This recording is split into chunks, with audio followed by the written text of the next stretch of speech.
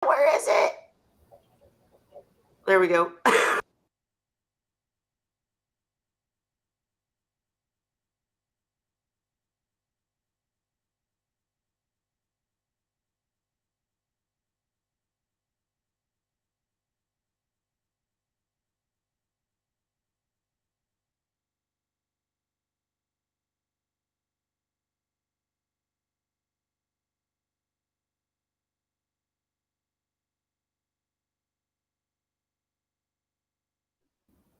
Hey, everybody. Happy Wine Wednesday. First off, welcome. I see we have a newcomer, Caleb, in the audience. Welcome to you. If you have any questions, tonight is an open chat. I'll explain further in a moment. But we welcome your questions and we're glad to have you here. Sorry that we're late. The stream is supposed to start at 8. Kelly is usually 5 minutes late at least. And then once Kelly's late, she gets online with Cheryl, Holly, and Ray. We get to yapping and we forget that we're supposed to go live. So anytime it's getting, to where you're like, wait, are we going to have a live stream tonight? You guys need to message or, comment and be like, are you guys coming or not? And we'll be here because we're here. We're just sitting chatting. So I apologize, but I see Zen Ginger out there. I see a Facebook user. I see Gina's Reef. Hello, you all. I'm going to admit again, I know excuses from the damn whisperer. I'm sorry. But I told you guys last week that this week we would be discussing the lifespan of seahorses. I did not make the post, okay? This week, my daughters got their license and they got their first cars, and I had to drive all over hell looking at cars. And this was my last week, I believe, of the 5 a.m. training at work. So enough of my personal crap, and it is just excuses because I am truly sorry. I was like, Holly, I'm so sorry. I meant to do the post. I just forgot. So we want an engaging conversation about how long your seahorses have lived in your tanks, how long scientists say they live, look at the research. We want to have a really engaging conversation. So we're going to do it next week. We're going to post about it. I've already made the post. It will be up tonight. You guys start sharing it around tomorrow if you could, please. And I think that's it for my apology tour. But we do have, again, Cheryl, Holly, and Ray with us. I have a few updates, but we'll wait for me for last. Holly, what's new with you before? And Caleb, again. Oh, I'm sorry, Holly. I said Holly talk and then I cut you off.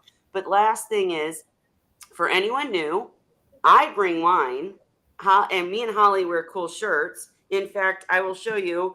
This is some of the items that will be on the Seahorse Whisperer website. Like this says Seahorse Whisperer, has this beautiful serried seahorse. This is actually my seahorse that I literally used an app to transfer the picture into this image. So we're working on ways for you guys to do that for your own shirts and make some cool Seahorse Whisperer shirts. But I try to wear one every week, and they will be available soon, so look out for that. And Holly always wears very cool Seahorse gear. She'll be wearing Seahorse Whisperer gear once she has some. And she is owed a shirt because she is a YouTube expert member of the channel. But Holly, what you wearing tonight? So this is another little dress. Actually, it's a shift dress that I found on Etsy. And I have a little collection of them, little seahorse dresses. And people sell them like in their little shops on Etsy. If you just go and search seahorse clothing or seahorse dresses, they'll come up like different ones. So anyway, I like those. And now that it's hot here, I can wear them. Usually you guys see me all bundled up for winter, right? Because I live in the woods. Yep. But so anyway, we are just now coming out of a heat wave.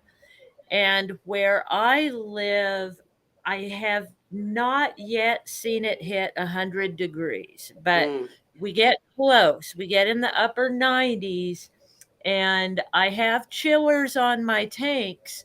But right now, the AC is broken. We have no AC in the house. Oh my gosh. So the way we work it is we open up the house in the evening, as soon as the outside temperature equals the inside temperature, turn on fans and try to bring that outside air in because it's cooler. And then in the morning, close up the house as the day starts getting hotter. So we've been hitting in my house 83, 84 degrees. I think 84 Mm, was our top temperature. And meanwhile, like I said, I've got chillers on the tanks. right.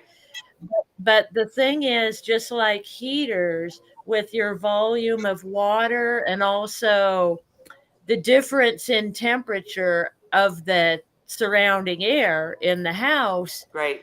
can make it hard for those kind of things to keep up. And Sure. this is the first time we've seen it get this hot here since I've had the So chillers. you're doing our So testing. concerns, so I didn't go anywhere for the whole 4th of July weekend. I stayed here to monitor the tanks and the chillers and make sure everything's working. And Well, let me let they me have been. let me. Oh, go ahead. Go ahead and finish. Sorry. So they have been, but the temperature gauge in the chillers in both of them is off. Mm, And one of them in my display tank, it thinks the temperature is warmer than it actually is. So it's keeping that tank below 70 even though it's set for 72. mm-hmm. Now, in this room, which is where my tiki tank is, that one is kind of just crazy. And I haven't figured it out because it always normally thinks that the temperature is cooler than it is. Mm-hmm. So I have it set with that in mind to come on roughly at 73, 74, right in there. It's got like a 1 degree. Difference. Got it. Okay. So what it's been doing is displaying the temperature too low. Sometimes it'll say it's like 71, but the temperature of the water is 73.9. Yikes. And I know I use one of these, Right. but it comes on when it hits 74, regardless. So somehow what the turning on part works, but what it says is not right. Right. So I've got a freezer full of ice packs, and so far I've seen it hit Oh, 74.1, come on. but it doesn't stay because the chiller comes on. But when I see it get close, like this time of day, it's like 6 o'clock here, 5:30. So this time of day is when it starts to reach that 73 point something. And then I start supplementing it with ice packs whenever I see it get close to the 74 or hit 74, just to lower it quickly. So it seems to be right on that edge of keeping up. So, and now the temperatures are going to start going down this week. So, Yeah, Gotcha. we're Well, better. I actually, real quick, guys, because I did want to. I started my little ramble at the beginning, and then I got off track, and then we got into temperature. I wanted to make clear for anyone new who does come when it's open chat. This is it. Like if we want to talk about chillers, we're going to talk about chillers. Weather, we're going to talk about weather. If you have a question, I saw quite a few questions, and we're going to get to them, and we'll discuss Seahorse Fry. We do take bigger topics and make an actual week of it, an actual episode. And so you can go back through the older episodes and search through them because we've talked about that stuff, but we'll talk about it again. We don't mind. We love to. But we'll give you an overall answer to some of your questions, and then we can make a specific topic in future weeks. But when it's open chat, whatever we want to talk about, we're going to chat about unless you ask questions. And if you ask questions, then we'll talk about what you want to talk about. And go ahead, Cheryl, say what you were going to say, and then I have the first question. I was just wondering with this heat stuff, uh, how stable the thermometers are and everything else. I know I use Inkbirds, and even those have to be calibrated. And I just don't want somebody assuming that the thermometer is correct without using other more high tech resources because it can make a huge difference in the survival of seahorses. Mm. Well, that we'll have to talk about Well, that it's good deeper to next have week. multiple readers for your Right. temperature. Like I have the ones with the probe, that go in the tank and stick on the front. I've got my favorite is this. This came from Harbor Freight Mm. and it reads temperatures anywhere. You just squeeze the trigger and it's within tenth of a degree. So it's pretty spot on accurate too, because I'll compare it to the other things like the probes in the tank. So I trust this more than anything else. And I take it around the house when it's Do do hot do do and do. Right. read water in different parts of the tank Yep. because you'll get different readings in Sure. different areas of the tank. So I use that to test my water when I'm doing water changes, the water that I'm going to add to the I tank. would love to It's have a tested. conversation about how oxygenation affects temperature because I just think that it has to. Anyways, but that's probably for another week. I did want to say I see Chimp the Reefer. Thanks for jumping in. We love when you join us. Any topics you want to talk about, bring them. I see that Fish Fam Link is here. Hello. And there was something else. Oh, Chris Carey. Chris Carey, I see you're just listening in because you're working, but we need to know when you're coming in to join us. We need to know what you're up to. We haven't had an update lately. We need you to jump in and talk to us. And jumping back, I know I'm jumping around, guys, but that's what I do. To weather and such, I've been a nervous wreck, Holly, as you're a nervous wreck about because of the chillers. In my case, I don't know what's going on. I gave Ray. Oh, by the way, Ray had to go. If you were here last week, he has a new dog.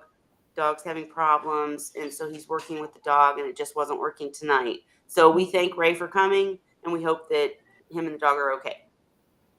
But that being said, in my case, I'm terrified that the electricity is going to go out because I'm still one of those cheap losers that doesn't have like great generators. I've got the battery powered stuff, I've got a small generator.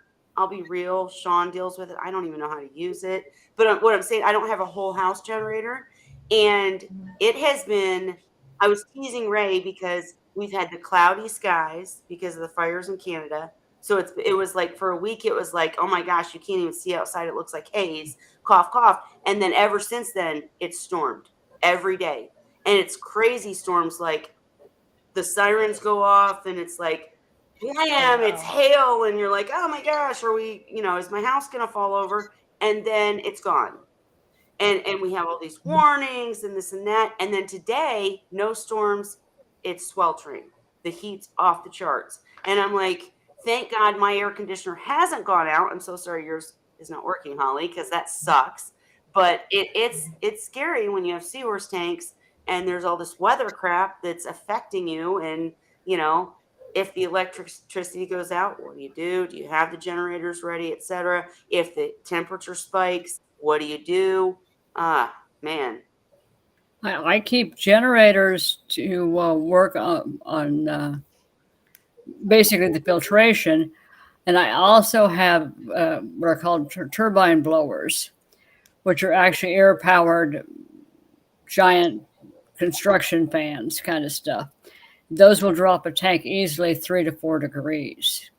And they don't use much electricity. They also have safety devices on them because they're designed for actually construction work. And those really make a difference. In fact, I don't normally turn them on high because high, you'll drop the tank down to about 63 to Holy crap. 65. Hey, Dan's coming in. I know. We've got Dan tonight, Yeah. apparently. Hello, Dan. Howdy do? How are you? Still kicking. Long time no hear. What you been up to? This, that, and the other. I was going to say, I was supposed to call That's you. Dan. You missed my entire apology spiel where I'm like, I haven't been able to do anything because of everything. I'm sorry. Let's leave it there. But I'm glad to see that you're here. So, what are you just joining to have fun with us tonight, or? Yeah, I just thought I had just gotten in and got, forgot that it was Wednesday, and the notice on my computer said Wine Wednesday, so I clicked in. Here you are. All right. Well, the first thing we had a couple of different questions we're talking about, but the first thing was Holly's air conditioner went out, right? Yep. And so she is worried because Holly, tell him again. Like your Oh, generator, or your not generator, your air is chiller. your chiller is staying a No, different temperature. I have chillers. And so this is the first time it's gotten this hot in the house. Well, and outside too. It's, but anyway, so I've been watching them just to make sure the chillers can keep up with the temperature it gets inside the house.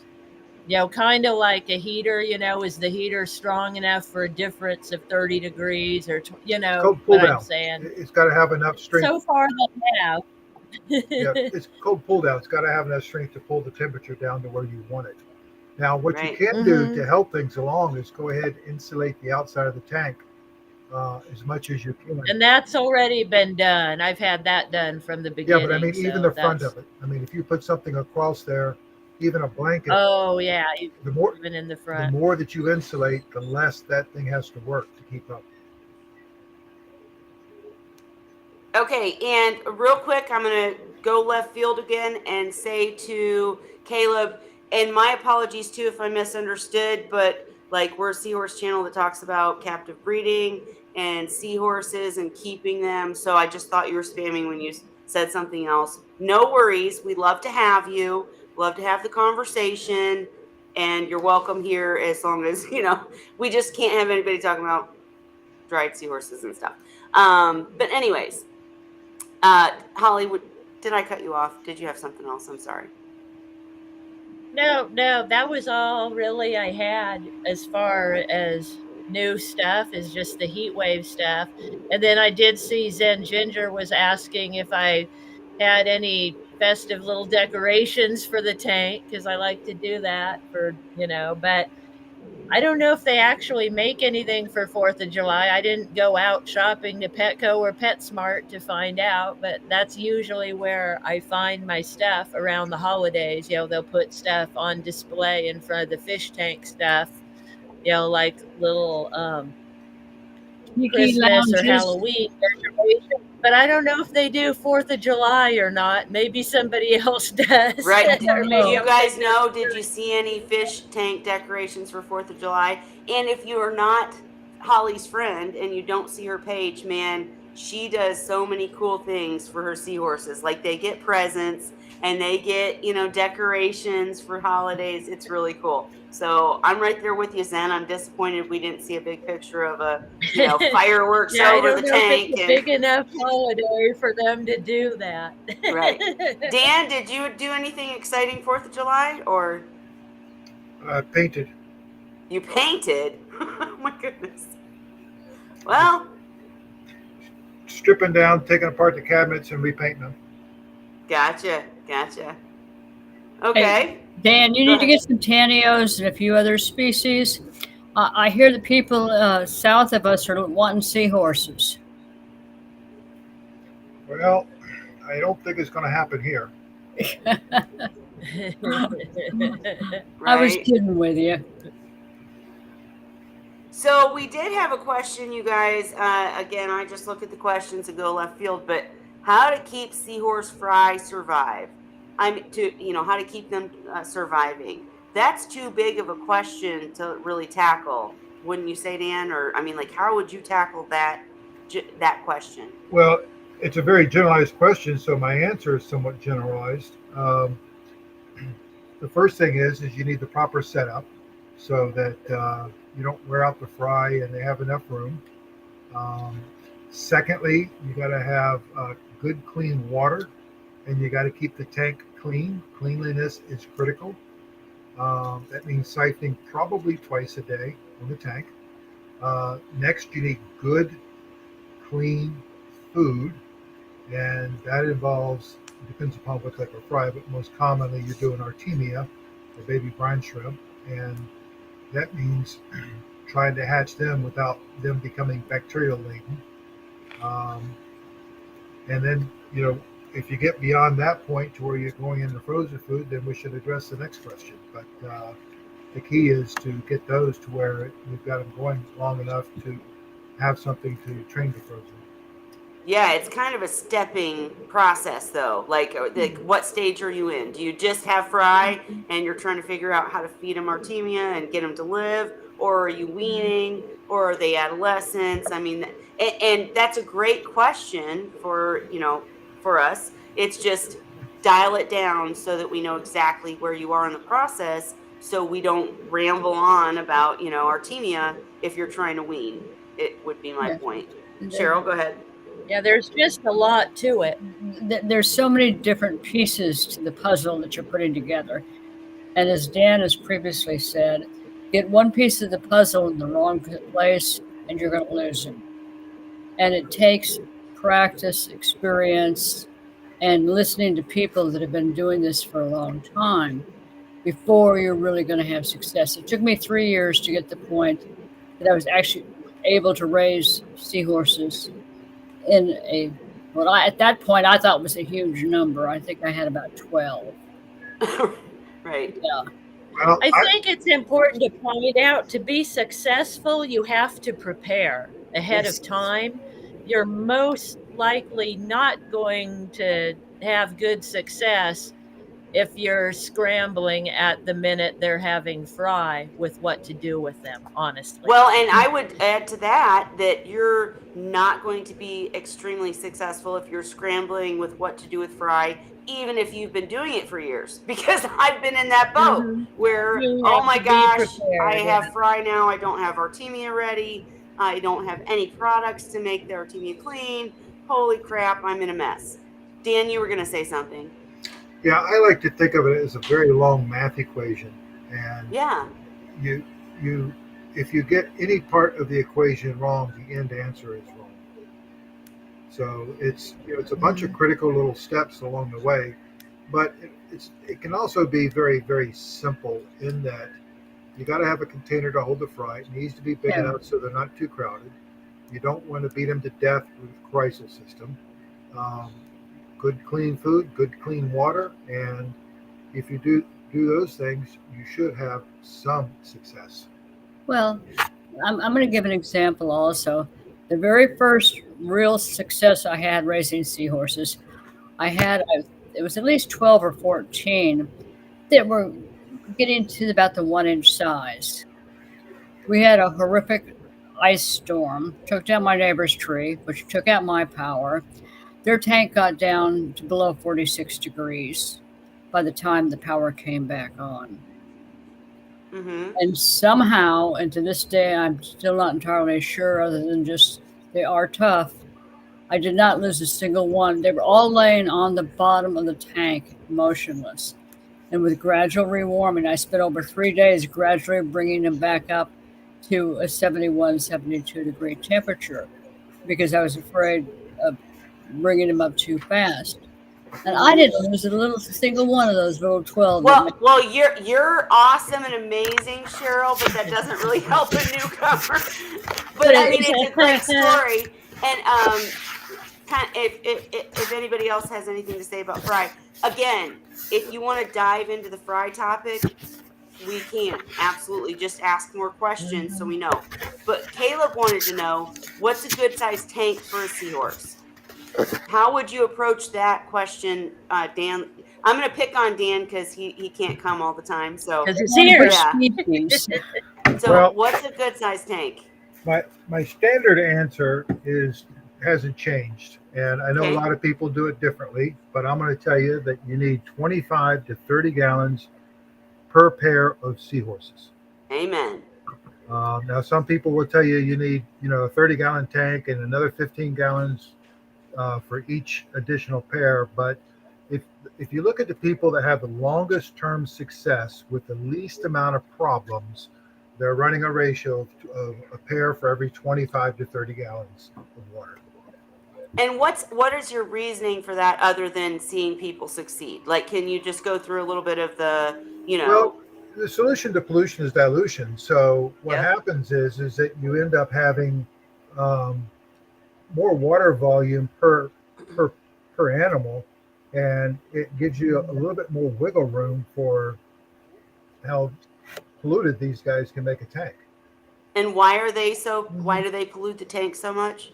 Well, number one, the sheer volume of food that they eat, but number two Yes. is the whole mechanics of how they eat. You know, when they snick the food, they macerate it, and I can't remember the numbers off the top of my head, but somewhere in the study I read, about 10% of what they snick in comes out as waste product.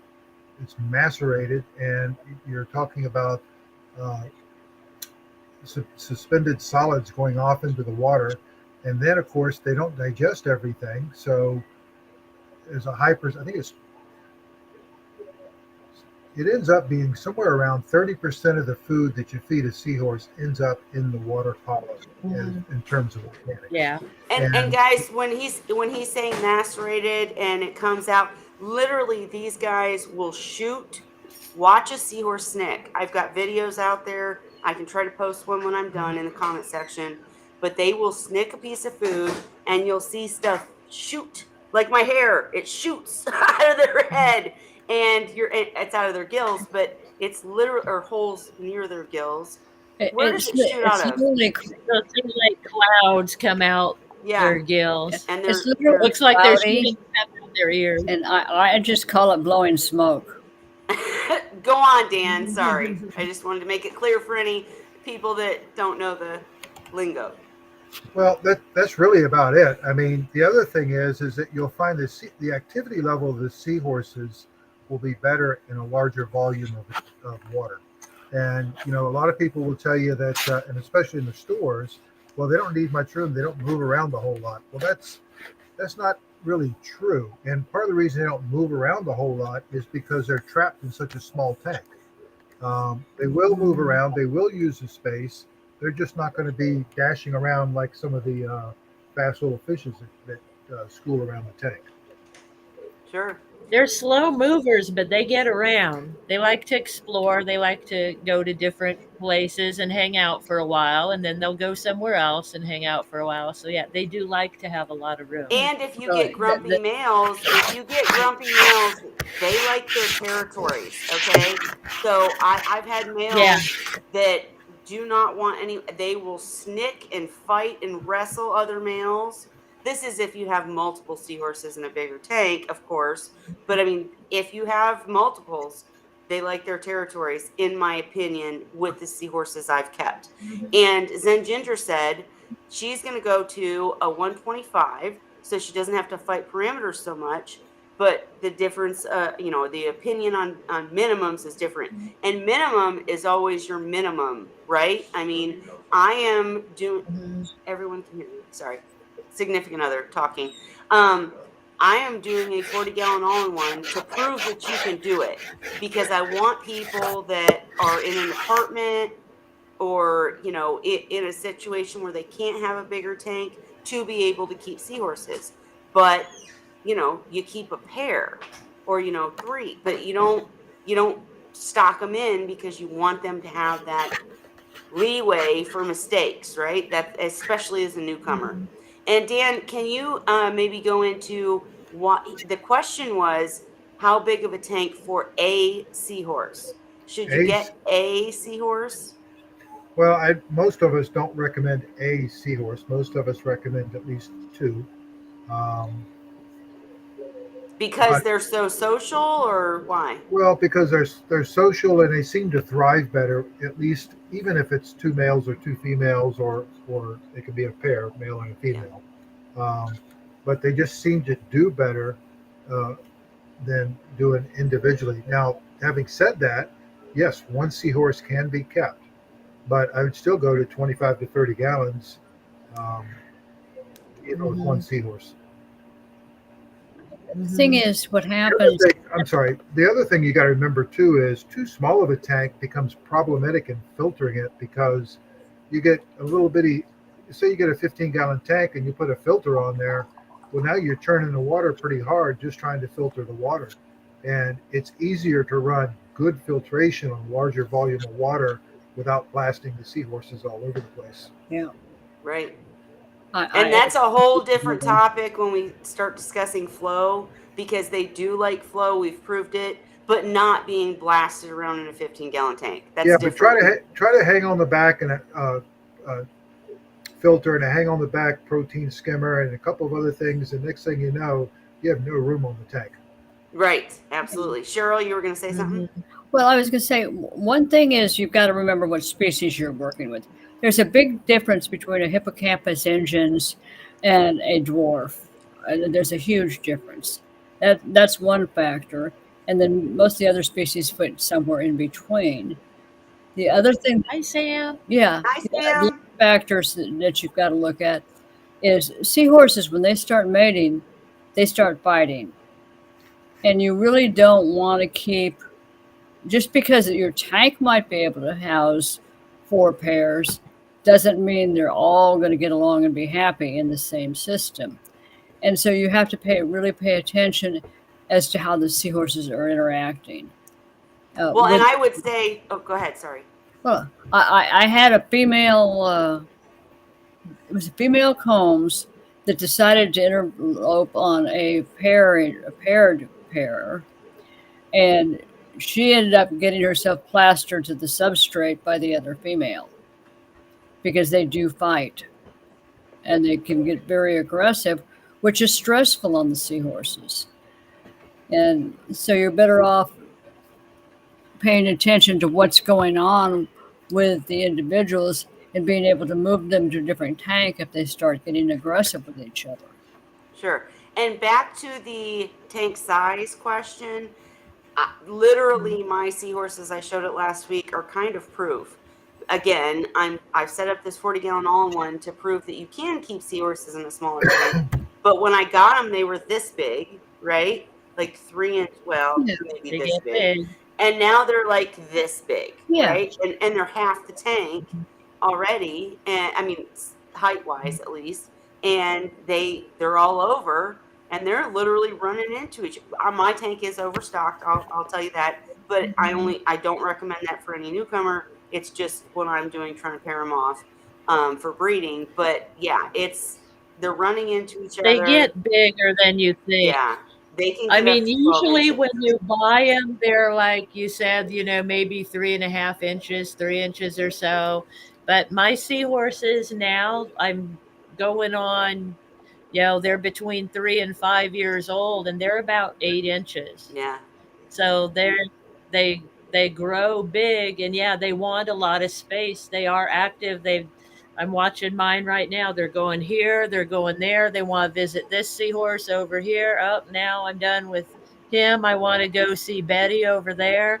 So I mean, they live an active social life, and I honestly, after having kept them for so long, I don't think I would go smaller than a 50-gallon Right. at this Right. point. And I Even agree with for a couple. Holly. And we're saying minimums, right? Like you can do it, and I'm proving you can do it, but it's a struggle. Go back and watch the previous Wine Wednesdays. I'm constantly saying, my tank's cloudy again. Something's wrong, because when you have a smaller tank with less water, anything that happens, it's a kaboom, right?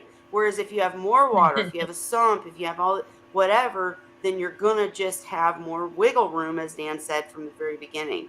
And Holly, don't let me forget before Dan has to go that we're going to ask him, even though next week will be the lifespan question, we're going to ask him tonight to get his opinion in case Oh he can't yeah, come. since we don't see him often. Right.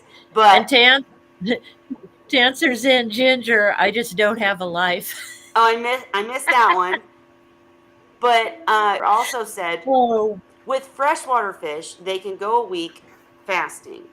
And I've read stuff about people fasting seahorses. I don't agree with it. I want Dan's opinion. But if the feeding is so often and seahorses digest so quickly, what do you guys do? Like if you want a vacation? That's why I'm saying I just have no life. Right. She asked if, or do you just have no life? So, I will go an overnight. yeah. Personally, that's the longest I can be away. Because what I'll do is I'll feed them in the morning, and I always have somebody here too. They're not alone, but I don't trust other people to feed them when I'm gone, or it's just to make sure no emergencies happen. So I'll feed them that morning. I'll leave and do my overnight and come back by about lunchtime the next day, and that's the longest I'll go. Well, I have a So I've comment. I have a comment about Sam's comment. She said, personally, I've never left mine. I had mates kid feed them. If you had lots of live foods, maybe 1 to 2 days, they eat frequently as they don't absorb a lot of nutrients. So, Dan, wouldn't that be a really good answer? Is to enrich live feeds and put it in the tank, like live mysids, enrich the artemia, feed it to the mysids, and then feed it to the tank and go on a semi vacation. I'm not talking, weeks, but 4 days maybe. Would that work, or what are your thoughts? Well, if you took 100 mysids and dropped them in the tank, I would challenge you in 24 hours to find any mysids. Okay. Yeah, All Okay. right. So, true having said story. that, I've now, seen that. seahorses can go longer without food than what many people give credit. And part of that depends upon their activity level. If the lights are on and off and whatnot, they're going to be more active. They're going to consume more calories, etc. Um, I know from shipping of a seahorse that spent 12 days in a box that came back and was fine. But Um, for newcomers, we're not suggesting don't I feed know that, them. Yeah. but I'm going to tell you, for 18 years, I didn't have any time to do anything because somebody had to be there to feed the animals. Yeah. And the worst case scenario for us was once a day. And for people that want to go somewhere, my suggestion is to try to train somebody to feed them once a day. Hmm. Even if you're used to feeding them 2 or 3 times, feed them once a day while you're gone, and make sure that you overemphasize they don't overfeed them Yeah. and pollute the tank. So it's better to have somebody slightly underfeeding them and getting a little bit of food for the week than it is for them to starve or somebody try to feed them and overfeed them. And would you say that a really strong point would be if you have extremely healthy seahorses because you fed them correctly and kept them in good conditions for, however long you've had them before you go on vacation, they're going to do better with whatever happens versus a seahorse that's like brand new or, hasn't had the best conditions, the tanks had problems, etc. Do you get my point? Like, I'm just trying to encourage people to The feed strongest them survive. well, The the strongest strongest, survive. right? Get your seahorses buffed up before you go on vacation, is my point. Cheryl? Well, also, if you keep them fewer in a larger tank, they're going to do better over a several day period than they are going to do in a smaller tank that has the potential for water parameters to deteriorate. And that's something else that you have to think about. It's like I would not think of housing uh, 3 pairs of erectus in anything other than well, I wouldn't even want to go with a 58 gallon. I'd like to go with a 65 to 70 gallon for 3 pair. You Well, mean three seahorses, not And pair. Or did you mean pair? yeah, Okay, go on. I'm overly Yeah, cautious. go what on, Dan.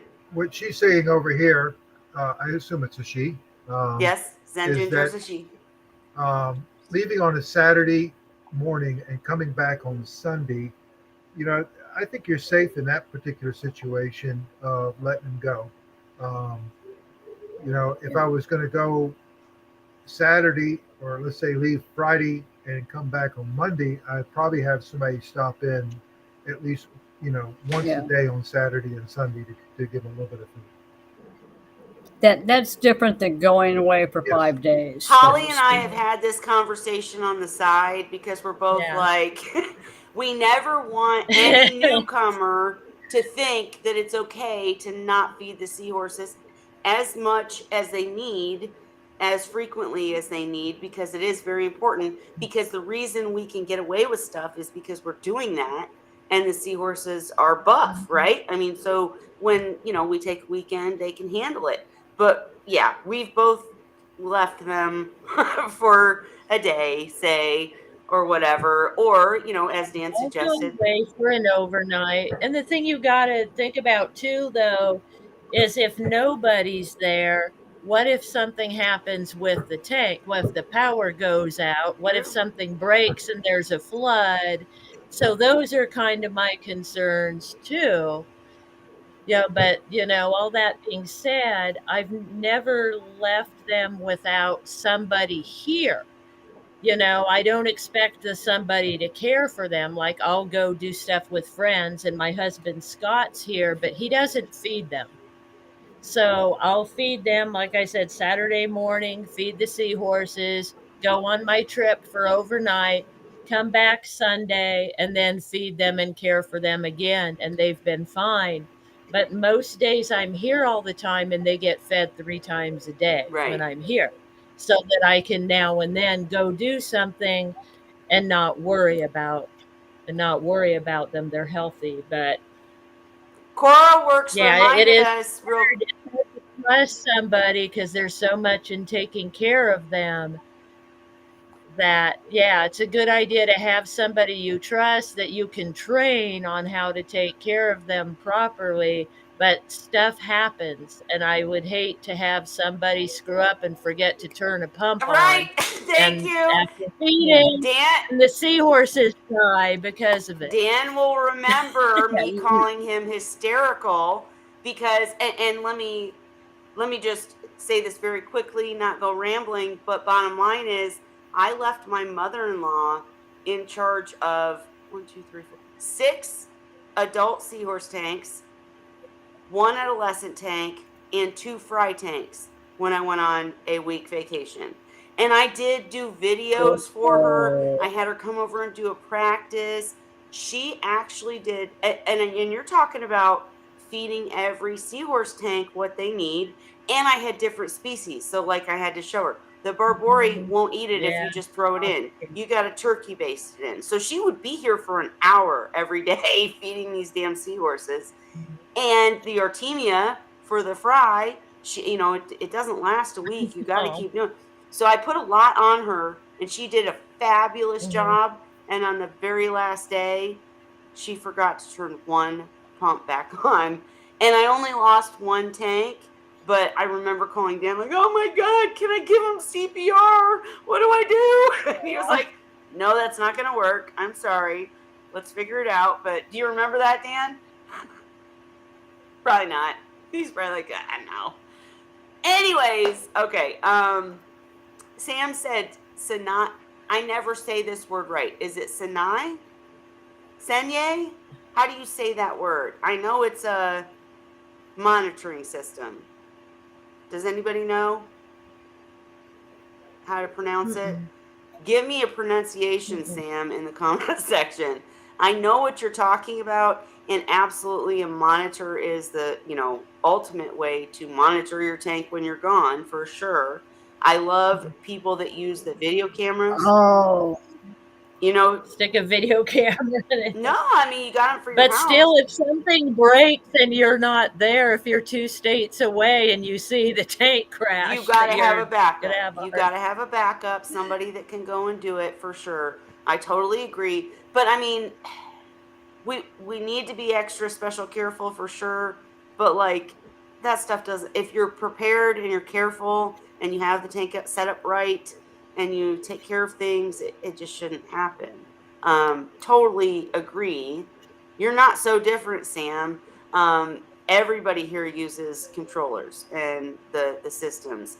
I wish, look, I'm cheap, right? So and the other thing, I need to get one of these controller guys in here as a guest, like Neptune. I really want to get them in here because if I could buy one expensive controller that would monitor all of my tanks, I'm game.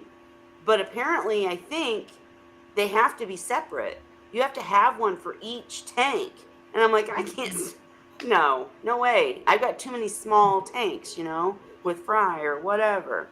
Hey, our aquatic universe with Mike B. Nice to see ya here. And Sam said it lets you know. But Sam, I want to know how to pronounce it because I always get it wrong. Sinai, they Sinai. said. Sinai. A Okay. few people said that. Yeah. Thank you. Sinai. Sorry, I guess I'm not seeing all the comments. Thanks, guys. Sinai. Lots of comments. Yeah, the problem with some of this automatic stuff too, though, is that you can get false information. Like Holly's Uh, chillers, right?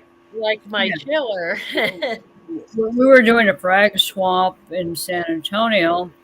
One of our guys was out of town. The guy that was monitoring his all his fancy stuff, electronics via Wi-Fi, got an error message. He took off and drove like a bat out of you know where. And the only thing that was wrong with the tank was nothing, literally. So they can be they can be a Well, real that's why I'm pain to saying you work need a with. camera too, right? That way you can see, Yeah. oh, the tank's crashing, beep, beep, beep. And then you look at the camera and it's fine. All right, no, something's wrong, right? But I get your point. I definitely do get your point. Yeah, he drove over 60 miles one way just to check on the tank, only to get there and the tank was fine. The electronics needed to be reconnected. Bottom Jeez. line. And Sam said not a Sinai then. It's definitely not a Neptune. And I'm not saying anything about any of these systems. I don't have any of them, to be honest. The only thing I have is temperature monitors, the Inkbirds and stuff. So, all of them are good. Holly's going to be right back. And Holly, I'm going to ask while you're gone because I don't. Guys, ask any questions in the comments so we can have a conversation about it, or we'll keep rambling. But Dan, we are going to have as the topic next week, and in case you can't make it, I'm going to ask you now for your opinion, and we can talk about it again next week. What is the average lifespan for seahorses? And I mean seahorses in the wild, seahorses in captivity, and like I'm saying average because we hear these stories about, a seahorse can live till 14 years old. And oops, mine only lived till 10. Did I fail? And then if somebody has a seahorse live till 4, did they fail? So what's your thoughts on the lifespan of seahorses? What should people expect and feel good or bad about? Well, first of all, there's no hard data. Right. So I can't sit here and say that, it's going to be this, or this. But you've had a lot of customers. Go ahead. What I can tell you is that I myself have had seahorses that were well beyond 10 years. I want to say that for the average customer, it's probably 3 to 5. And I think for the experienced people, it's probably somewhere between 5 and 10 often. Not every single seahorse, but often. Yeah. There's many people out there that believe that they only live for 2 or 3 years, but they can easily go beyond that. Even dwarf seahorses, I've kept the same ones for over 3 years. But the larger species, taken care of properly, I would expect somewhere between 5 to 10 years. Well, and that's amazing because the science currently says that adult, larger seahorses only live a year and dwarves live even less. No. I'm wrong? What's No. it say? No. Yeah, I didn't see that. I saw that for actually, wild seahorses. That's what I'm talking about. Yeah. In the wild.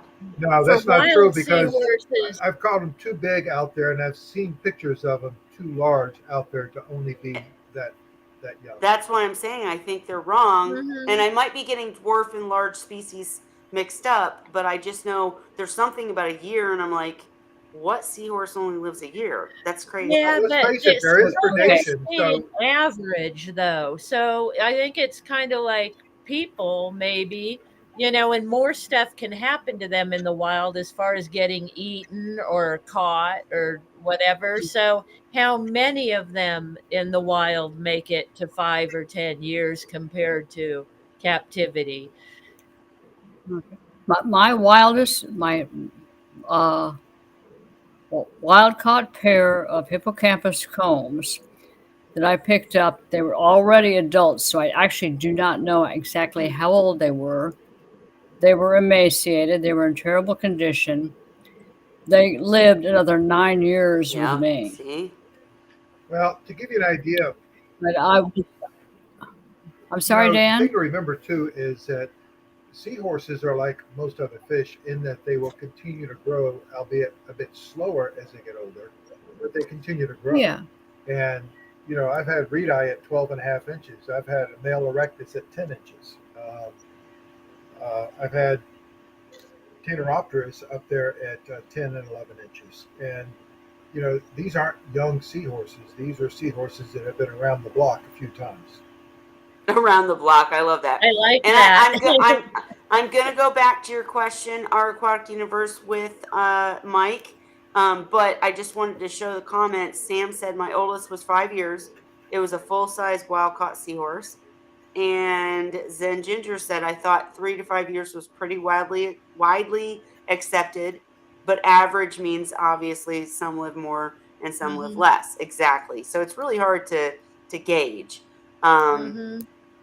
but we'll discuss it further next week. And we want everyone to, I'm going to do a post and we want, sorry, I need to turn I keep forgetting to turn my camera back on. We want everyone to comment on the post, how long did your seahorses live? There's no wrong answer, I mean, Yeah, that's why we I want to just kind of collect the data. interested in people's experience, personal Yeah. experience in keeping them. How long did yours live? What was your oldest? What was, what, Were the different takes conditions. on it. Now, what I've seen both on Ocean Rider and Alyssa's Seahorse Savvy, they both state for a captive bred erectus, the average is 4 to 7 years. Yeah, And sounds people about have right. all different experiences Yeah. inside and outside of that. So Well, just Dan, but it was your curious. customer's seahorse that lived to 14, right? Yeah. Mhm. Wait, hang Well, on. I it's want like to know from Dan. Wasn't it your customer's seahorse that lived to 14 or was it 11? Am I getting the numbers mixed up? No, it was over 10 years. What happened was it was mine. Uh, Oh, I had okay. I had traded some seahorses for some wild caught reed-eye. When I got them, they were adults at 7 to 8 inches, and Gotcha. they had already had them for 5 years. I had them for 5 years, and then we ended up donating them to a friend who had a restaurant with a big, huge tank that went up and down the whole restaurant, and Awesome. they stayed there for another year or two before they finally succumbed. See, that's an awesome story. I just And thought, those were reed eye, you said though. Yes, Reed there, eye, there was right? four of them. The largest one was 12 and a half. The other male was 12 inches, and the two females, one was 10, one was 10 and a half. can you Wow. imagine that Those in your must have been tank? I mean, right? beautiful. And I would say too, Reed eye are beautiful. I would say too, though, Seahorses, that totally. I know there's a story. Neither one of us are remembering who, but you did have a customer that had a seahorse that lived to 14. I'm gonna go find the name because I know it's true. I'm not just making it up.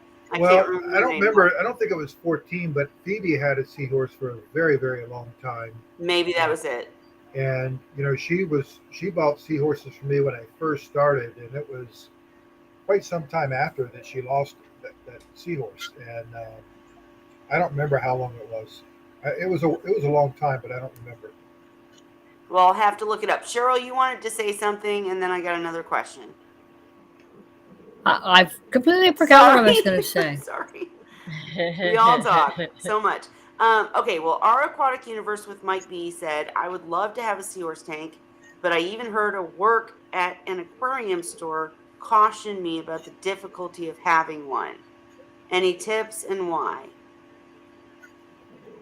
They're Turn them just upside different. down and they'll do Well, better. I That's a don't tip. I don't think they can be now for me because of the way I do things. They are labor intensive as far as, cleaning up after them and, that kind of thing, water changes and stuff. But they're not harder, I don't think, to keep than other saltwater fish, or certainly not corals. They're actually easy, I would think, compared to that. They're just different. yep. And that's what throws people that are used to, I think, saltwater fish aquariums and reef tanks, is that seahorses like things different than most of those types of fish and corals. And that's, I think, what throws a lot of people in the hobby. So It's not that they're hard, they're just different. I want to give Dan a chance to answer, but I would say, and Cheryl, of course, but I would say if you go to Seahorse Sources group and you remember in the file section, there's all these documents that cover, the basics, minimum tank count, What they do. everything that they need. And if you set it for them, you're going to be successful. And it will be on Seahorse Whisperer website when it's ever done. But yeah, for now, go to Seahorse Sources group because the documentation is there. Cheryl, you wanted to say something? Go ahead. I refer people. I'll actually, particularly the new people that are coming in or asking a lot of questions, and I literally go into all the basic answers and information, copy and paste to their question, say, read this before you do anything else, kind of. Because it has more to do with the knowledge of the keeper and how long they have worked and developed their skills to raise them versus they should live this long regardless. So I can just throw them in a tank. Well, we're still going to have the conversation next week because I think it's important, just so people don't feel bad that their seahorses aren't living till 12 years old, or do understand that if they're dying after 6 months, you're doing something wrong, right? So it's an important topic. We'll cover it next week. But Dan, I know that question is way too broad to answer without specifics.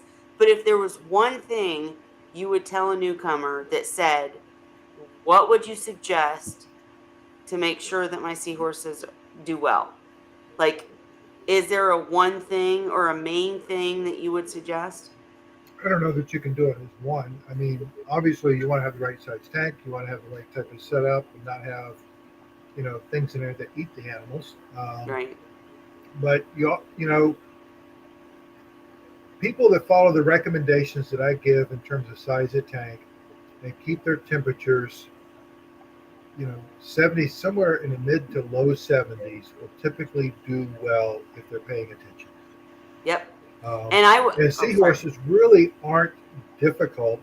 Now, people in the store will try to tell you they are because they don't know how to do it. And I got the biggest kick when I first started because on the org there was people trying to get rid of seahorses that you had to fill out an application, and if you didn't have experience, you didn't qualify.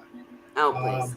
Which is BS. And my favorite customer was the newbie because they weren't preconceived with their ideas. They weren't trying to set up a reef tank for a seahorse. They were trying to set up a tank for the seahorse.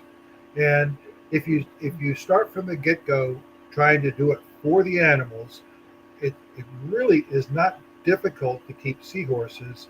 In fact, it's easier than many other things. It's just different. Absolutely. Yes, And I think you nailed it with the temperature too, because as you said, a lot of people, well, actually, to back up, if you're talking about a store, frankly, they're typically not willing to set up a standalone or separate seahorse system, right? And so they're mixing it with all the fish, all the coral, all the aptasia, all the hydroids, all the stuff is getting into their water, and then the seahorses don't do well, and they say, oh, they're difficult. Well, because they didn't set up properly. They really didn't, because even though they have this massive system, they're all sharing water, and that's no good. They're the wrong parameters for the seahorse. Usually it's temperature. No, I was getting, wait, hang on. I was trying to make that point. I was going to say that most people want to set up a tank with a lot of exotic stuff, coral, fish, and then seahorses. And I think it probably can be done if you have a big enough tank, if you're so educated about what can go with what that you can figure it out. But for the average keeper, you want to keep seahorses, as Dan was, pointing out, below 74 degrees. How many coral excel at under 74 degrees. Not many. You can do gorgonians. You can do, Forbes. yeah, you can do, there's things you can do to keep a pretty tank. But if you want to keep seahorses, it's not difficult. But as Dan said, you have to be focused on the animal. So, most of my tanks were always seahorses, snails, and macros or gorgonians. That's it. I did do a few tanks that were, a little more progressive or however you want to say it, but I didn't push the limits because I cared about the seahorses, right? So if you don't want a seahorse tank, maybe don't do one. I don't know how else to say it, but if you want to keep things that can't live under 74 degrees, you're just probably not. And Dan, why is that? Why do they need to be kept under 74 degrees? I don't agree with 74. Okay, well, disagree with me. Go ahead. I use the benchmark of 77 being the highest. Okay. When I get to 77, I'm looking to find a way to chill the tank back down. Right, but you're but- saying at a max in a circumstance, you don't keep your tanks at 77. No, but I would say that 75, 76 is okay. Really? Ooh, Yep, I wouldn't would- risk it. In the summertime, that's about where I ran my tanks, and in the wintertime, I was able to keep them down a little bit lower. But time out. Did you not have massive But your tanks are probably super clean. Well, Yeah, but- not just super but- clean, but he's got tubs of, huge. Yeah, with 900 400 animals gallons. and 90 gallons of water. Right. Right. Okay? So, Right. but So do you But I'm think also- the bacteria? I also have to Let go- him finish. I also have to go back and look at my customer base. Okay. As you guys know, I talk to my customers, Yes. and Mhm. I had a pretty good relationship with many, many, many customers, and I kept tabs, and I had people who reordered from time to time. I had people that called for questions, and over time, I get a great feel for what most people are doing. But when as long as you're in the mid to lower 70s, and lower is probably better, but lower to the mid to lower 70s, you should be okay. The reason for the temperature is that the warmer the temperature, the faster things grow and get out of hand. So, Vibrio. well, it could be Vibrio, it could be parasites, it could be any number of things, but things happen much faster at warmer temperatures. And with organics in the water, if your filtration is not up to par, which most people don't understand with filtration when we talk about organics, they're looking at their ammonia and the nitrites. No, I'm talking about organic matter that's either dissolved or non-dissolved in this feeding. Which you can't test for, unfortunately. So, anyway, the warmer that temperature gets, the faster things grow, the faster things happen, and it. I don't know many people that have been successful. In fact, the only two cases I know of people able to keep seahorses at 78 or above for a long period of time, both of them fed live foods exclusively. Mhm. Okay. And one lived on the water and collected their own food and changed water out with the natural water, etc. Yep. I know And the who other that one is. had super, super high flow and a big filtration system. Yep. And a huge tank. Wasn't it 300-gallon tank? I don't remember the size. It was big. I think it was. And I just, Cheryl, I'm going to let you speak, I promise, but I want to go to the comments real quick. Sam said, sorry, but there's more than you think that can tolerate cool water. Agree, Sam. Give us some suggestions in the comment section, because I personally know that Dan's telling the truth and he knows more about this than me. But after my crisis with seahorses and a temp spike, where I had to treat them and it was terrible and they were sick, I just don't press it. I keep my tanks under 74. Dan is absolutely probably right. You can keep them up to 76. And Gina's Reef said there are many coral that will live at 76, but then you got to dive into what coral will irritate the seahorse and what coral will the seahorse irritate, right? I did a whole video about you can't keep SPS with seahorses. They're going to hitch on it and they're going to kill it. You can't keep sun coral, or not sun coral. You can't keep, any kind of stinging coral with seahorses, because the seahorse will hitch on it and it'll sting them. And it's just, so you have to kind of know what you can do. And then you're getting into these expert topics. So that's why I tell newcomers, seahorses, snails, right? Because start easy, figure it out, and go from there. And in that case, I would and Dan, I would love to talk about sterile versus, well, anyways, I'm sorry. I'm jumping all around. I know I am, but Dan came and I'm like, I've got so many questions.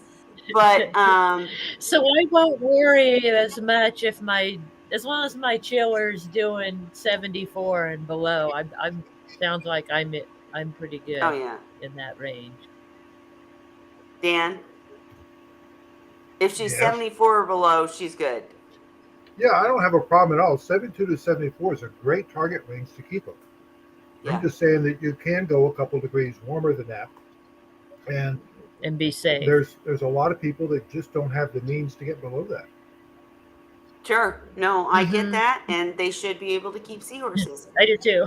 No, I just think Hey, Dan. like in Holly's situation, she went from sand and other stuff to a completely sterile tank with stuff in the sump Mhm. for that exact reason, because she has temperature problems. So, do you think it matters, like we talked about having adequate filtration? Do you think it matters the type of tank you set up, whether or not the temperature matters? Did that make sense? I don't know if that made sense.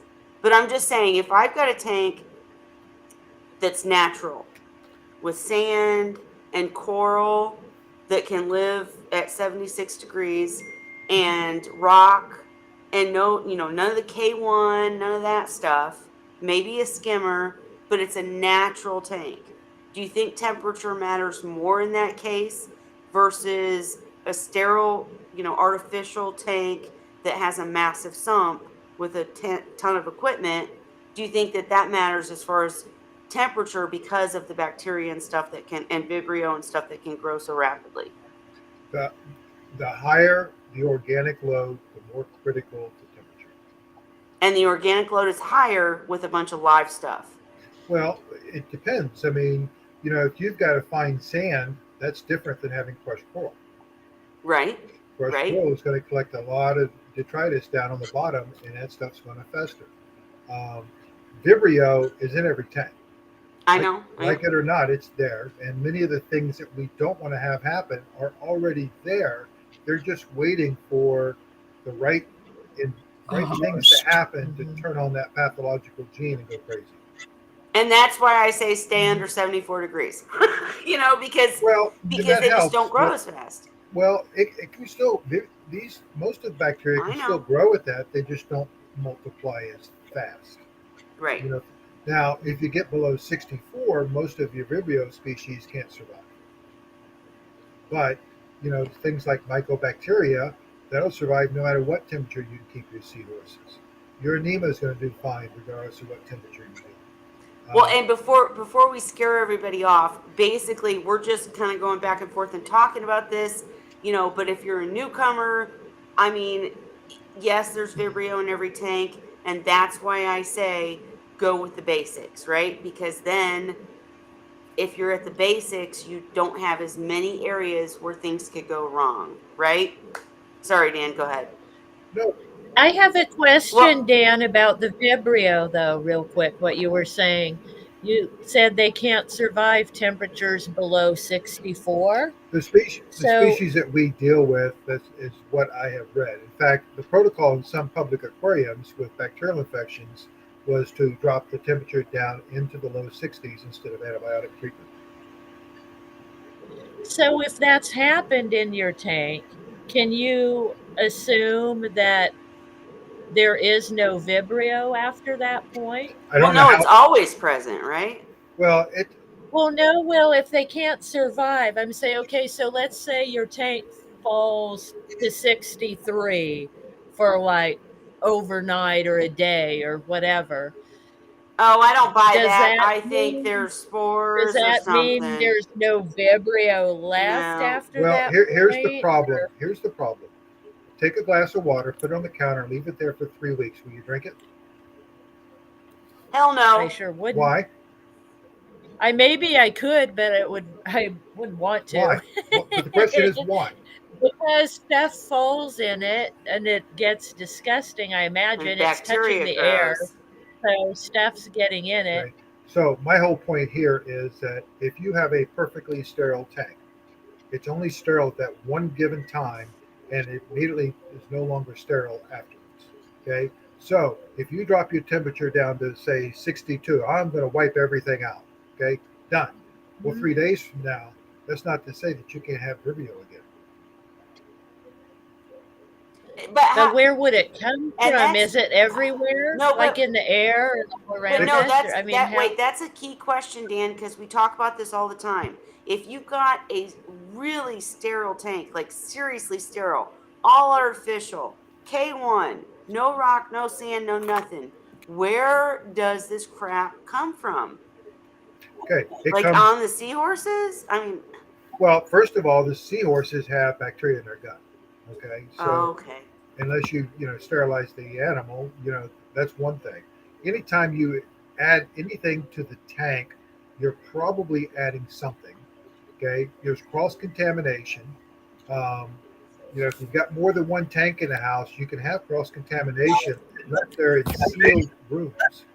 um, just yourself, if you're not washing your hands every single time before you touch anything with the tank. And how many? I mean, do you use a sterile thing to put in the tank each time, or is it equipment that's dedicated to that tank that you reuse all the time? right. There's many different places that this stuff comes from, but it you know it happens. So wait, you're saying that if you had a tank, say had Vibrio, whatever. I mean, every tank has Vibrio. I understand that. But say you're using your net for whatever reason, and then the temp slowly drops below 64 or whatever we said. And so supposedly Vibrio can't live. And the net was in dry air. But you're saying somehow if the temperature rises back up where it could live again and you stick the net back in, you got Vibrio again. The potential. Yeah, see, I don't think there's any real answers. It's just always damn there. Period.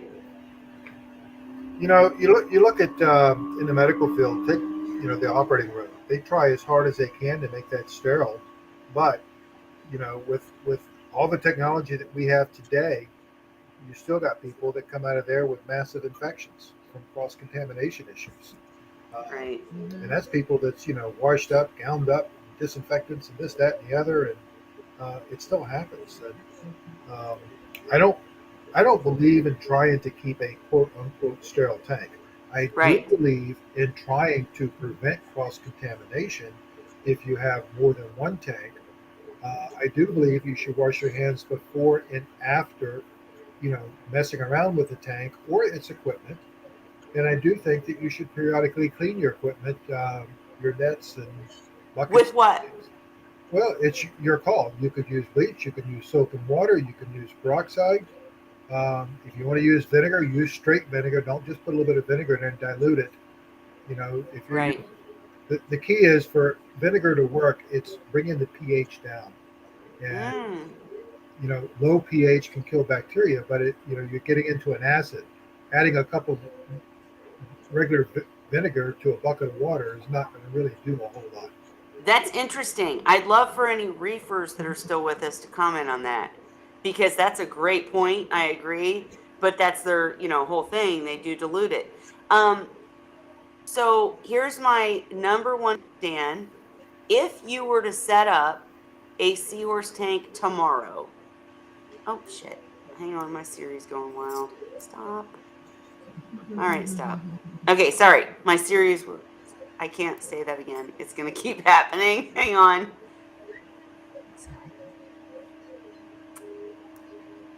Okay.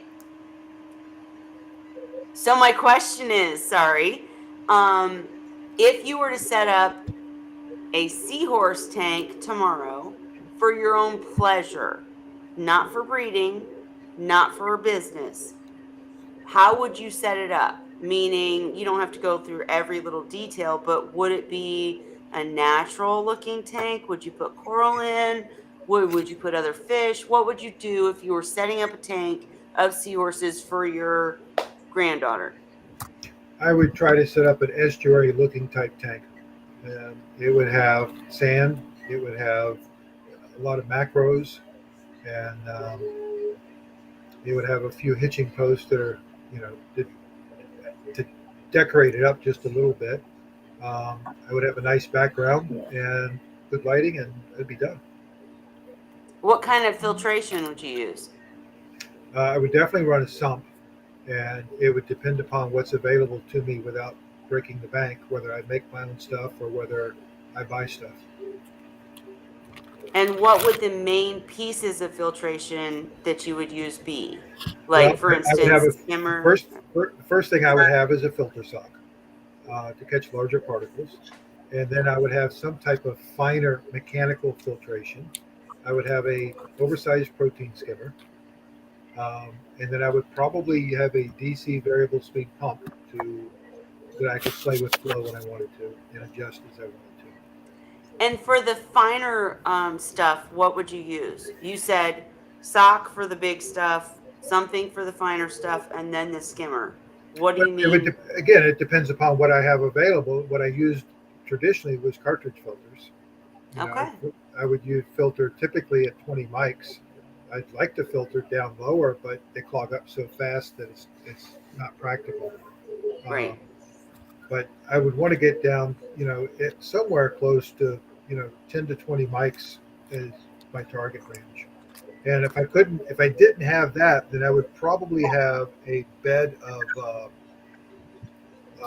blue bonded media about 3 foot thick in a bucket and have the water filtered through that. That makes sense. That's a cool idea. And in the tank, you said macros, sand, etc. Would you dose any products? I know you got out of the game, so you don't really know, but there's all these probiotics now. There's all these bacteria. Would you mess with any of them, or Well, I like the idea of probiotics, but I don't know that, as far as other things, unless there was a specific need, I wouldn't. Um, and since I'm on the coast, I would probably collect natural seawater, filter it, and no? sterilize it, and use that. Um, um, But no rock, right? I would have a little bit of rock in there. It just wouldn't be Okay. a rock wall.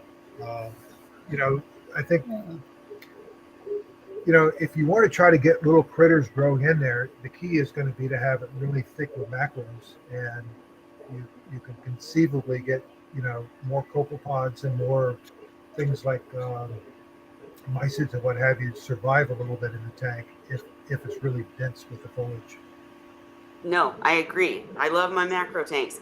But you would not add like live rock because you would sterilize it and recycle it or cycle it yourself, right? Or no? Well, You would I'm use not the opposed. macros to bring in the live life. Yeah, I wouldn't be opposed to live rock, but since I already have some rock laying around, I would just sterilize Right. it and reuse it. So why are you not opposed to live rock when like so many people have had issues? I know there's this, and I'm not trying to put you on the spot. I'm sorry, Dan. I'm like quizzing you, like, damn, bam, it's Jeopardy. Sorry. But I love when you come and we can ask you all these questions because you've had so much experience with this. So you can pass if you want to on the question. But I just know there's this big debate about live rock and not. And there's benefits to and from on both sides. I mean, it's just so It frustrating. depends on where the rock came from and how it was cleaned, and it depends on who I'm getting it from, whether I would consider buying it from Well, let me somebody say else. this: if I was going to use live rock would be quarantined before I would put it in the tank. Okay. And what do you Okay. mean by quarantine? I would set it somewhere for at least 4 to 6 weeks in a bucket circulating with water, and Okay. not feed anything in there, and except for maybe a little bit of ammonia to keep it, the nitrifying bacteria going. Yep. But there are different treatments, and I'm not opposed to sterilizing the rock. There's nothing wrong with that. But when you add macros to a tank, you're running the risk of adding bad things to the tank as well. Unless you're Cheryl and you quarantine them for 6 months and put them through all sorts of But hell. what Okay, about I live sand? People go and buy live sand. If it's truly live sand, you have the Yeah. potential of introducing stuff there. And Well, most no, people, I love this conversation because I want people to know it's okay if you do it the way you want to do it, and just understand the risks. There are risks to everything, but that's why I give Cheryl a hard time every week, because she's like, well, I do it this way and it's perfect and it works out. And I'm like, Cheryl, you're perfect. Back up. No, I'm just kidding. But I mean, yeah, no, we can't but all do it yeah. her The let way. thing me ask is, you a question now. Okay. Okay, everybody likes to go and buy yeah, live sand at the store. Okay. Right? They buy it live sand that's in a plastic bag that's sealed. It's not getting any oxygen. Yep. How is that I, live sand? I have absolutely always said, if you're going to do live sand, you got to rinse the shit out of it. You got to rinse it, rinse it, rinse it, Right, maybe even let it dry how is it out. staying alive in a sealed bag? It's not. I don't agree with it. I don't think it does. They actually hey, now add a little packet that's like biobacteria. I absolutely disagree with live sand. I, Well, Depending on the tank you're doing, if you want some something to start a cycle of something, sure. But if you're trying to do a seahorse tank, don't dump live sand into your tank. Is my 2 cents. Go ahead, Dan. well, I'm just saying that I can take some sterile sand, put it in a 5-gallon bucket, go out to the lagoon, get a bucket of water, dump that in there. Now I now have what they're selling is live sand. Oh no, it's a ripoff. Cheryl, what were you gonna say? well, I was just gonna say, part of my 6 month thing is because I have seen enough problems when I purchase things from other people, whether it be rock, sand, or Macros, whatever. yeah. And all of a sudden, it's like the giant crab that showed up in one of my tanks that wasn't supposed to be there. And it depends on where you're getting the stuff from. I have no problem with fresh rock that's never been used, but have seen a lot of problems with rock that has been previously used by someone else in a tank, and I'm very Yeah, you guys, cautious. I'm telling you, I'm gonna make cycled water and sell it. You guys think it would be a hit? I think it would, just like live sand. Yeah, I could do cycled water, oh my god, I think they already do that. I really think they do. yeah. I think I saw at the pet store cycled. I could be wrong. But yeah, don't ever buy that I'm shit. very cautious about rock because you can't see what's in it, and it can cause you a lot of problems down the road if it was not thoroughly cleaned and recycled before you use it. I'm just very cautious Okay, about I've got a comment on that, but 5 minute warning, guys. We've kept Dan so long. I'm so appreciative that he came. And I've got to be up at like 6 o'clock in the morning to take my daughter to get her final car. So, 5 minute warning. it. Dan's notorious for staying up I all night. Well, we're not going to go all night though. We're going to be respectful. But I was going to I'm say, what did kidding. you say about rock? What was my comment? Oh, I was going to say too, though, that when I took the advice, don't use live rock, because you don't know what you're adding, all the bad stuff, yada yada yada. When I did my 65-gallon, I literally paid a guy to make me stuff that looked like rock, and it was amazing. It was an amazing Seahorse tank. I can show you guys pictures where it just kind of looks not as so amazing anymore because I don't take care of it like I should. But I had the rock literally man-made, where it's not live, nothing's in it, and it had all these branches and it's beautiful. That tank took forever to cycle, and it caused me all sorts of problems. Like, it just didn't have, like, I wonder if, I'm just kind of shooting the shit at this point because I don't have the answer. But when you use, like, I've had better luck using live rock that I've cured or I've sterilized and then recycled versus completely man-made rock. The And they man-made both rock, the man-made rock needs to be It probably aged had more. first. age. Well, I'd love to hear more about that, because that's what I'm saying is I think that the live rock, even if you sterilize it or you cure it or whatever, I think that, like, just like Aptasia, you guys know, you get a rock, you can bleach the shit out of it, you can put it in the sun, you can do everything you can do. You stick it in a tank, you throw food in, all of a sudden the Aptasia comes out, and you're like, how? That's not even possible. But they survive somehow. They encapsulate themselves or something. So I think the same holds true for live rock. Even if you sterilize it and try to get off anything bad you can, I think maybe not bacteria, but the bio stuff that you need for a tank that you don't have in a completely artificial tank might play a part. Dan, what were you thinking about or saying? Sorry. Well, I think that I, I think there's some curing of the minerals and the stuff that they use to make the rock that needs to occur before you put it in the tank. So what did you mean by aging artificial rock? You Like, put it in water and let it stay in water for a period of time, and let those things leach out and become more aged, if you will. It'll start taking on stuff much better than brand spanking new rock. so the problem that I had was because I stuck this man-made rock, which he told me no chemicals, no, because I asked, like, this is man-made. Is Yeah, but they anything build gonna a brand leach? new house. They build a brand new concrete house. Right. You better Something's let gonna that leach. concrete sit for a little bit before you try to paint it. So my problem was that I stuck it in and I tried to cycle it. Period. Yep. Okay, so if you're gonna do man-made and completely artificial, and we're just talking rock here, guys, not if you Right. have a But sump with stuff in the but the tank. difference is that was a custom job for you, right? Right. Okay. If you went into the store to buy something, it's probably been sitting around long enough. It's probably not Oh, the same sure. issue. Oh, you never know. Go ahead, Cheryl. Well, I was going to say, actually, Sam came up with this one. You need to acid wash live rock to sterilize it Mm-hmm. properly. In other words, what are you putting in your future tank? And I don't use a lot of rock in my tanks, but I know I have some really cruddy rock, and I've gotten some really cruddy rock in the past, including one with a giant crab and other problems. And so I'm very leery about getting it. I would rather buy dry rock and cycle it myself and then use it. But Cheryl, do you cycle it on the side?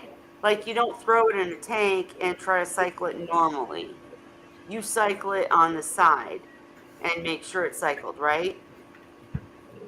Yeah, Yeah. that's what I thought. In my case, I made the mistake of adding this to the tank and thinking I could just cycle it normally. And it just took forever, didn't work, things were going wrong. So that was my only point. Um, And I see what you went yeah. through. And Zen Ginger said, regarding hitchhikers and saltwater aquascaping, do they not sell what amounts to a tissue culture for macros, or is it always well cultivated? Anybody got a thought before I answer? Okay, then. All right. So depends on where you're talking about. I've bought wild macros. There are cultured macros. Algae Barn has them. I'm not going to think of the companies right now. I've been drinking wine, but there are multiple companies. I think Seahorse Savvy has uh, clean macros. So they're definitely, but that's the whole debate. That's my whole point. Is if you want the I can't think of the word, not the biosphere, if you want the not bioload, not ecosystem, I can't think of the word, but if you want the good stuff that comes with the live, how can you possibly get rid of the bad stuff? And where's the in between, right? Like, you don't want extremely sterile because that doesn't work. You don't want just fresh from the ocean in most cases, depending on what we're talking about, or from a pet store where it's sat there forever and got aptasia and everything, because so there's got to be a Well, medium somewhere. what you can do is thoroughly clean it inside and out, rinse it, let it dry out. Then you can go back in, put it in a separate tank where you don't have to worry about it, and start adding different. What am I thinking of? Different types of food sources and things like copepods, amphipods, shrimp, things like this over time. And what you're looking to do is gradually colonize the rock. So when you do move it into a tank, you will have a high survival rate, and it will still work for your organisms. So go But you slow. don't want Go to get slow. Yeah. What you don't want to get into, and I've seen it happen all the time, is somebody selling, quote, live rock. They take it home, they put it in a tank, they throw livestock in there, and then everything dies because there was no filtration, And basically. the rock's got a And this bunch is of why, dead stuff in it. I've had in yeah, my reef tank, I had a rock that leached phosphate like a mofo. I mean, it would, if I yeah, hadn't figured it out and removed the rock, my reef tank would have not survived. It was awful. It just, no matter what I did, it didn't matter. That piece of rock was just, it had dead shit in it, right? And it just wouldn't quit leaching phosphate. So I know we haven't actually given you an answer, but we kind of talked around all the uh, topics here. And go yeah. ahead. It just scares me because I see a lot of people buying, quote, live rock in fish stores that are in Yeah. tanks where they've obviously got multiple different types of rock, multiple different origins of rock, and you actually don't know what in the heck you're Right. getting. And face, The only thing to do at that point is to break out the flamethrower and no, we clean them don't up. do flamethrowers. Just kidding. Now I recall someone on here. I don't remember who it was. Like maybe 5 minute warning, guys. Chris Just kidding. Okay. Harkins, maybe Chad Walton. What came on here? I remember one time when I had first joined a couple years back, maybe, were talking about a schedule that they used for bleaching Mm-hmm. rock. Like it was like a 7 day Sure. process or something. Like you use like a big root can and put your live rock or whatever rock you want to sanitize, sterilize in, and a certain solution of bleach and let it sit for this many days or whatever. And then you rinse it and soak it in regular fresh water for so long. And then you Yeah, bleach but it. yeah, but yeah, but wait. That's fantastic.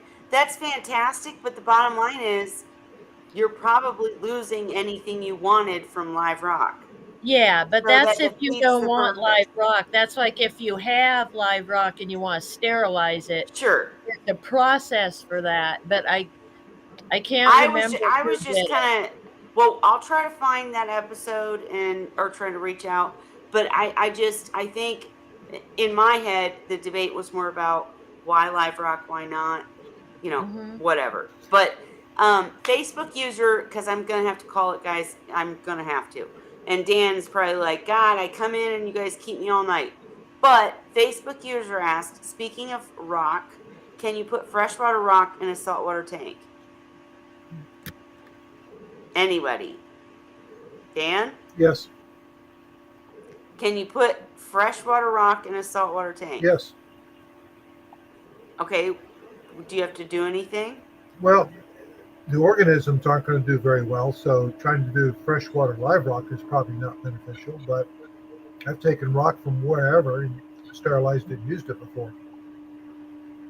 So you have to sterilize it first, because the problem I see is if you take from, as you just said, the bacteria is different. So if you take a rock from a freshwater tank and try to throw it into saltwater, there's going to be die off, You right? have no bacteria. Well, there's going to be die off Sure, also. there is. Yeah, The bacteria that's there is going to great. die off, create ammonia. I mean, if you're trying to cycle a tank, maybe that, would that work? Like if you have die off from Well, I freshwater think too, it bacteria. depends on the rock. You have to make sure it's saltwater safe because I was interested in using crystals in my Mhm. tanks, and I found out the only crystals that are saltwater safe are quartz based. So, quartz and amethyst are the only ones because the other Really? ones will slowly dissolve and leach into the water. So, Shit. you have to have a certain hardness. It has to, See it. yeah, it I mean, has there's to so many. reach It's out like stuff. rabbit holes. We dive into one question and it's like, oh, here this there. No, but that's a good point, Holly. But I would personally sterilize it.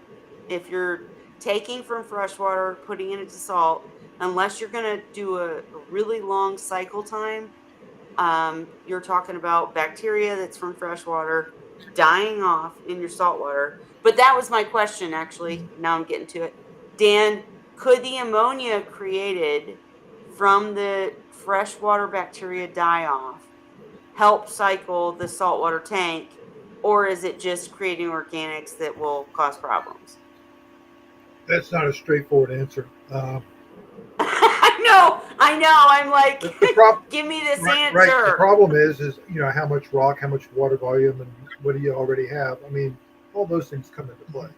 But Sure. if you're talking about one little piece of rock, it's probably not going to make a big deal. If you're talking about populating the Sure. tank with all of it, you might want to think twice, and you know, especially if you're going to add stuff, wait until everything is fully cycled and up and running. Now, And Well, research for thank. rock, Sam brought like up a good Sam point. is saying volcanic rock, Wait, it'd wait. be tough. Hang on, everybody's. And I'm talking too, but I would say absolutely. Dan's point was accurate, and that's what I was thinking. You were talking about taking freshwater rock, and literally, that's the new saltwater tank. If that's the case, maybe not.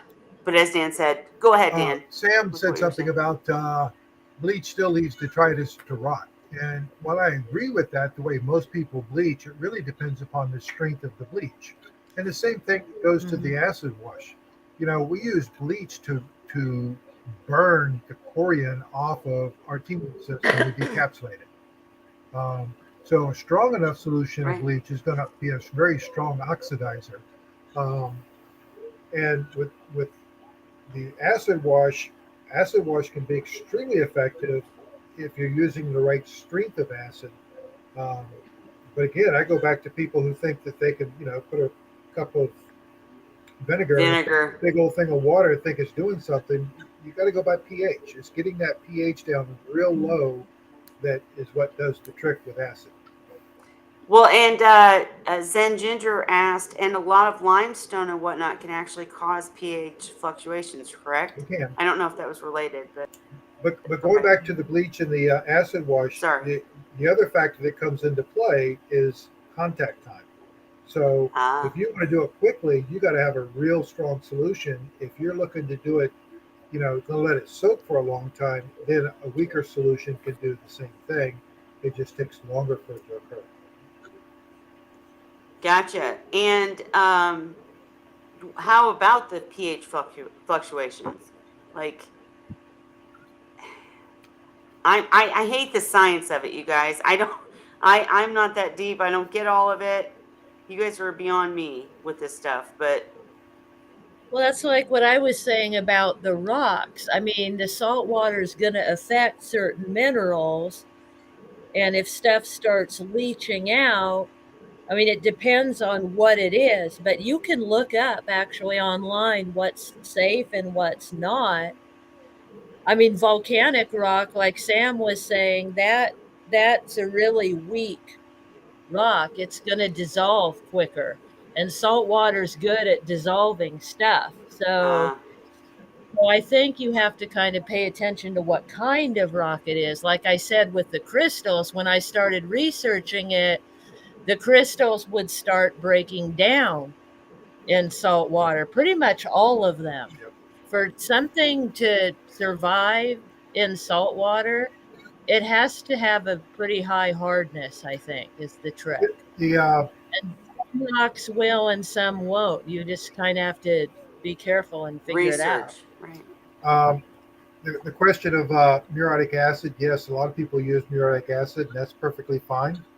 I myself prefer phosphoric acid, and the reason for that is that it rinses clear much easier than muriatic acid does.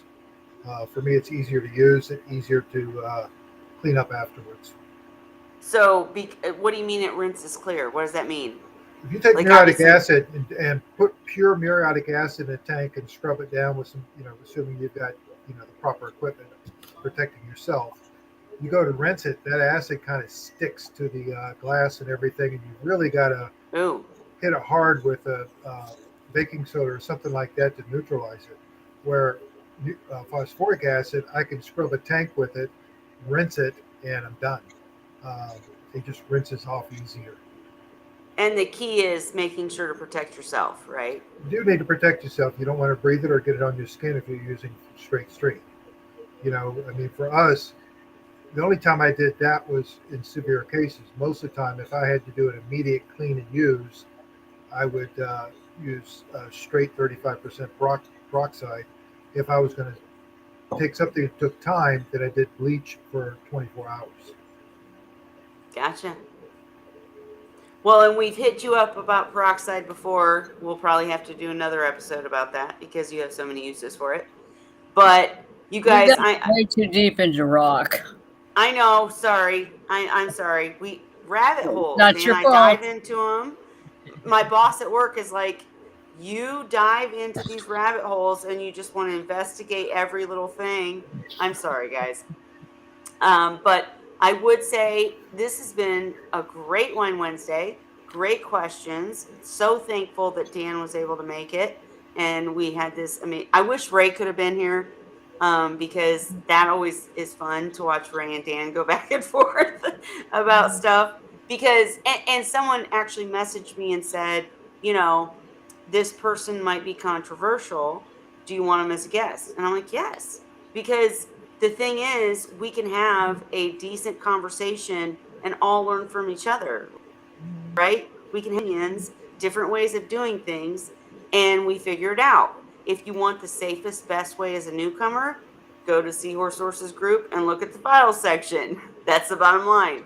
But if you want to do other stuff, come to Wine Wednesday and we'll talk about it and we'll figure it out together. I'm not sure if we figured out much tonight, but we got tons of good information from Dan. And I feel like I learned stuff. What do you guys think? There's no Well, I, simple answers. I like controversial stuff, and I Yeah, as long as it's respectful and polite in the go between, bring it on. absolutely. And I would say now I got to scroll up to find his name again, but I think it was Caleb. Um, I'm sorry, guys. I get going and I drink wine while I do this. I really drink wine while I do this. So sometimes, Oh Caleb, yes, no. Caleb asked a question and I thought he was like hammer, and he came back and said, no, I was just literally asking a question. I just like live streams. And I hope, Caleb, that you stay on our live stream because you asked some other good questions afterwards. So, even a controversial question, we'll figure it out. We'll discuss it respectfully and we'll figure it out. I mean, I love it. But for tonight, guys, we're going to let Dan go and hope he comes back, even though we keep him Hey, forever wait, every time we wait. have I him got a come. question for Dan. Okay, go ahead, Holly or Cheryl. Dan, do you still have that ambulance you hid in your garage over 10 years ago? The what? That's a question for the after party, Cheryl. All right. So for tonight, again, I'm going That to was a thank. joke. That was a I total know, joke. I know, but I'm going to say, Dan, I really appreciate when you do jump in because you give us insight that we would never even think about, and all your experience and knowledge really helps all of us. Like, and then the newcomers. So, anytime you're always welcome, that. And I want to hit you up on the side when we're done just to see how you're doing. But thank you again to all the newcomers in the audience too. Your questions were amazing, and that's what makes open chat fun. So I appreciate you coming and talking. Sam, by Zen Ginger, Yeah, by nice to see Sam. I saw Heather. Heather was here too. Yeah, I know.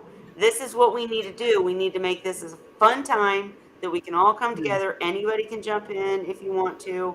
And when we can get Dan, we'll quiz him and ask all the questions, right? And if And you have any please, questions, everybody stay safe. No, absolutely. And anybody who has any questions that weren't asked or answered, I do check the comments. Maybe not the day after, but I do check them. So feel free to ask, and we'll make sure to cover it in a future week. But Cheryl, go ahead and say stay safe and all that. Go ahead. Okay, I guess that was it. So anybody, anything else? I do have to call it, guys. I just sorry, but we go so long. We could talk all night, but we want Dan to come back, so we're gonna let him go. I'd be laying So on the floor, sound asleep, rolled up in a blanket. well, Cheryl, we appreciate that you come every week and share your insight too. So hey, up after we're done. All right, for tonight, guys. Thank you so much for coming. Thank you for sharing, and we'll see you Oh, next Sam week. needs to figure out how to join the live chat. We just need to send you the link, Sam. I'll Yep, message Sam. it to you. Yep, I can and do it's the that same one. She's joined before. It's the same one, all but the we'll send time. it to you because we'd love to have you in here. Fascinating discussion with you. Absolutely. But for tonight, guys, I'm doing it now. I've said it 20 times in the last hour. Happy Wine Wednesday. Have a great night. See you next week. Good Everybody night. say cheers.